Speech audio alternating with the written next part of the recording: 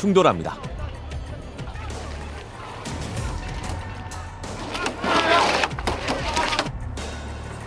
국회의원 보좌관으로 활동하는 고상만 씨는 학내 분규가 심각해지던 1989년 동우전문대에 입학했습니다. 그에게서 당시 상황을 들을 수 있었습니다. 모든 게 다 뻘밭인데다가 성냥갑처럼 생긴 건물 두 채만 덜렁 있는 거예요. 그런데 학생 수는 4년제 국립대학교인 강릉대보다도 오히려 500명이 더 많은 그 4,160명 정도. 사실은 유서를 다 썼어요. 고 씨가 학생회 활동을 하게 된 건 학생들이 낸 등록금이 제대로 쓰이지 않았기 때문이라고 했습니다. 학생들의 목도장이 엄청나게 많이 나왔었어요. 장학금을 지급하지 않고 마치 장학금을 지급한 것처럼 학교가 임의로 학생들의 도장을, 목도장을 파갖고 그걸 보관하고 있었던 것. 교수진도 제대로 갖춰져 있지 않았고 심지어 유령 교수까지 있었다고 합니다. 사진과하고는 아무 상관도 없는 체육과 교수가 지도 교수를 맡고 있었어요. 그리고 대부분의 주요한 무슨 예를 들어 간호학과의 교수 같은 경우는 약방 주인이 시간 강사를 하고. 동네 약방. 예. 그 속초에서 약방하는 분이 시간 강사하고, 또 교육부에다가 이제 대학 교수 명단이라고 해서 제출한 걸 보니까 과마다 한두 명씩, 적어도 두세 명 이렇게 그 허위로 유령 교수를 이제 했던 게 있었죠. 모든 게 돈벌이를 위한 학교 운영이었다고 합니다. 1학기 때 이제 학생들이 기숙사 생활하다가 이제 갔잖아요. 2학기 때 돌아오면 난리가 난 거예요. 왜?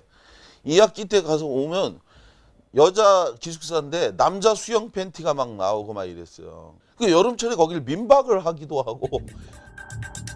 그는 91년 당시 한 월간지 기사의 사진을 보여줬습니다.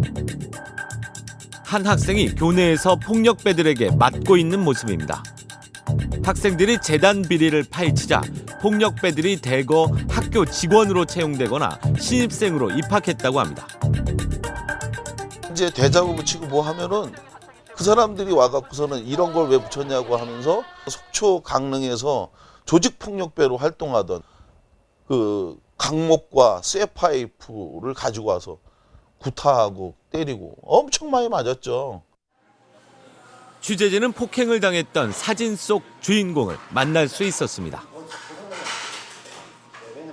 속초에 있는 하여튼 건달들은 다 동우제 그 당시에 입학을 하죠. 조폭 애들도 어떤 나이 30 초반에 공부를 했겠어요? 매일마다 건달 일을 하다가. 근데 그런 애들이 입학을 합니다. 자연스럽게. 그는 당시 동아리 연합회 회장에 당선돼 재단 비리에 맞서 싸우고 있었다고 합니다. 최소한 학교 등록금, 재단 전입금 이런 것도 필요 없으니 최소한 학생들 등록금 가지고는 학교를 운영을 해라. 그는 그날 심한 폭행을 당한 뒤 학교 정상화를 요구하며 분신을 시도했습니다.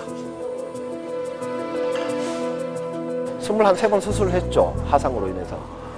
선배들, 저희 동기들, 후배들은 누구나 하나씩 죽음을 다 생각을 했던 것 같아요. 서로가 얘기는 안 했지만 세월이 지나다 보니까. 그의 분신에 앞서 실제로 한 학생의 죽음이 있었습니다.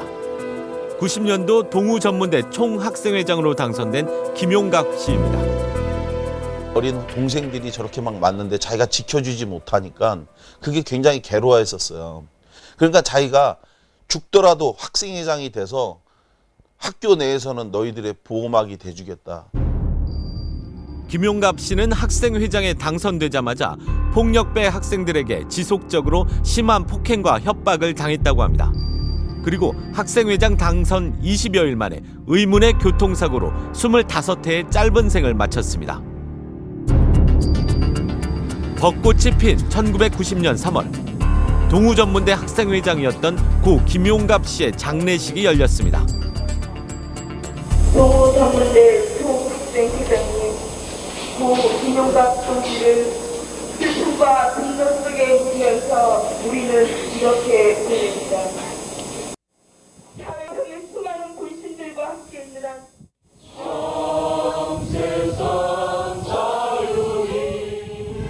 그를 떠나보내는 노래가 시작되자 어머니는 하염없이 눈물을 흘립니다.